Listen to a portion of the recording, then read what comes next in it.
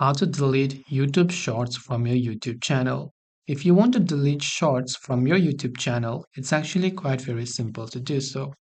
For this, all you have to do is simply go ahead and open your browser and log into studio.youtube.com, or you can also use a YouTube Studio mobile app.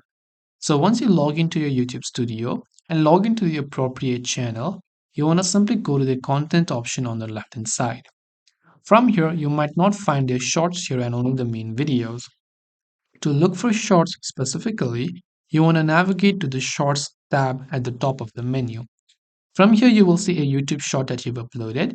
Simply select it and then click on the More Actions button and then click on Delete Forever. Or you can directly just click the three dots button next to that short, click on the Delete Forever button, agree the terms, then just hit the Delete Draft Video or Delete Video option, and that particular video will be successfully deleted. That's all it takes for you to delete a YouTube short from PC. If you have any further questions, feel free to leave them down. Thanks for watching and see you in the next video.